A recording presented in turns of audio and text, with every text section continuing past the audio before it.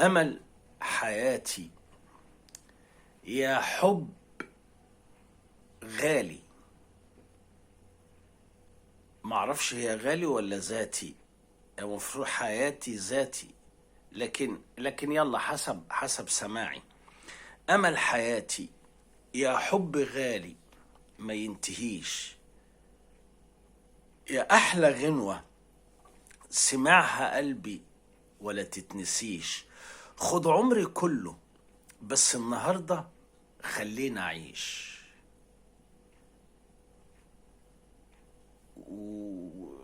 وخلينا أعيش وسيبني أحلم، سيبني يا ريت زماني ما يصحنيش.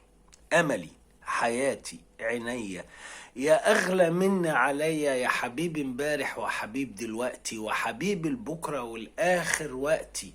احكيلي قولي ايه في الأماني ناقصني تاني وانا بين ايديك. عمري ما شفت حنان في حياتي زي حنانك، ولا حبيت يا حبيبي حياتي إلا عشانك، وقابلت أمالي وقابلت الحب وقابلت الدنيا كده. يعني أول ما لقيتك يا حبيبي لآخر الأغنية. الأغنية ديت ميلادها 65، يعني كانت السيدة أم كلثوم خلاص بقى بتسلم الراية. الأغنية كلمات الشاعر أحمد شفيق كامل، وألحان الموسيقار العظيم محمد عبد الوهاب. طبعا أنا اضطريت إن أنا أعمل شوب شاي علشان الناس اللي هتتضايق مني وهتزعل وهتعترض، يبقى تعترض على الشاي بقى.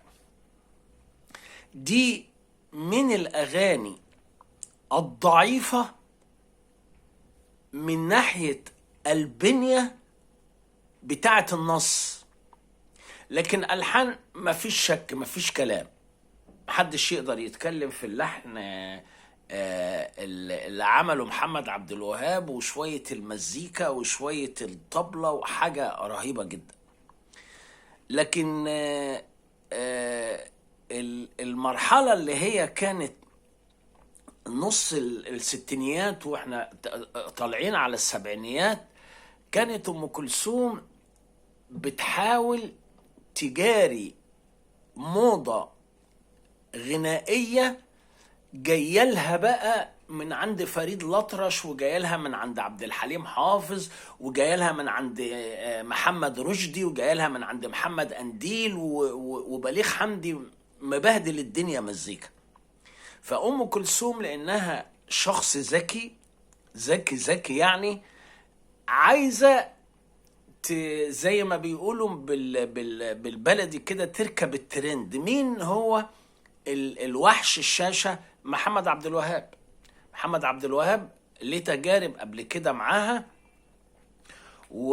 ويمكن احنا لما بنقول ايه شاعر ضعيف او بنية نص ضعيف، احنا لا لنا دعوة بلون العينين، ولا لنا دعوة بالمناخير، ولا لنا دعوة بالودان، ولا لنا دعوة بأصله وفصله، عشان بس ايه الناس المجانس اللي هم اتغنوا على حس ان ما بيعملوش حاجة وبيقدموا اغاني ولا حاجة، يقعدوا يتكلموا وينهضوا الكلام بشيء من طب شفطة شاي بس الأول. طبعا أمل حياتي غنوة فيها مزيكا رهيبة، وطبعا صوت أم كلثوم كان وقتها يعني بقى في النازل، يعني مش طبعا حتى هو في النازل عبقري العبقرة، حاجة مهولة. أم كلثوم ديت لن تتكرر في تاريخ مصر مرة تانية، مش تشاؤم لكن دي حقيقة. فاحنا لما نيجي نتكلم على أمل حياتي، دي من الأغاني اللي شبه أغاني عبد الوهاب محمد لأم كلثوم، باستثناء حسيبك للزمن. لكن مش مرسي جميل عزيز، مش احمد رامي، مش عبد المنعم السباعي، مش عبد الفتاح مصطفى. احنا بنتكلم على ان هناك تفاوت وتباين في الموهبة، وتفاوت وتباين. يعني في ناس كتيرة اصواتها جميلة، لكن اللي انجز قليل، يتعدى على الصوابع. يعني سعاد محمد دي صوتها مرعب، لكن اللي انجز ناس غير سعاد محمد. سعاد محمد تسمعها جميلة ولطيفة وحاجات من دي، نور الهدى جميلة ولطيفة وحاجات من دي. ناس تانية ناس انجزت، كان عندهم مشروع. وانا هنا بتكلم على الشاعر. في شاعر بيعرف يكتب شعر كتير، خش على الفيسبوك زي انا ما بسميه، هتلاقي ملايين مصر فيها 90 مليون شاعر. وفي شاعر بيعرف يكتب شعر حلو، وفي شاعر متجاوز. لا يمكن ابدا ان انا اجيب شاعر متجاوز زي احمد رامي، زي شاعر بيكتب اغنية دلوقتي بتاعت الثمانينات اللي احنا هرسناها نقد. استحالة. وانا عايز بقى واحد يقول لي ايه هو الفرق؟ يعني فرق، ما ده فن وده فن. من المفترض ان الغنوة بتاعت بيرام التونسي من 70 سنة كبرت وبقت عافية واتولد عليها ناس وناس وناس وناس، بعد ذلك مش عارفين يتجاوزوا بيرام التونسي. شيء غريب جدا. في حاجة في المية، في حاجة في الهواء، في حاجة مش مفهومة.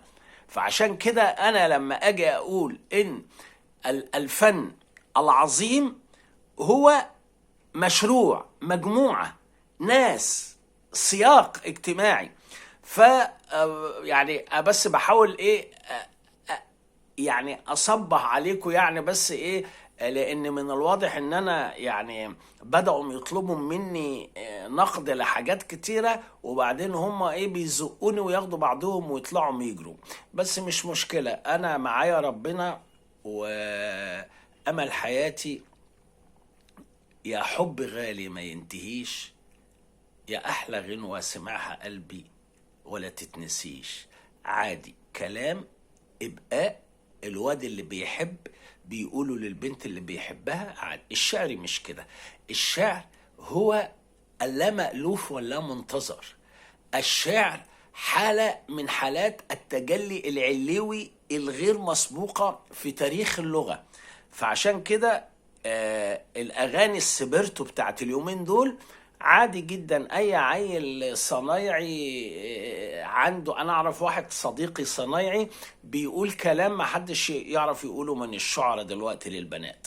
فامل حياتي غنوة ضعيفة، مزيكا متغرقة، مزيكا زي الشوكولاتة، بتغنيها ست الكل السيدة ام كلثوم وصباح الفل. وربنا يجعل كلامنا خفيف عليهم، والفن المصري هيفضل أعظم فن في الكون، والمصريين المبدعين هم أيقونة الحياة. صباح الفل.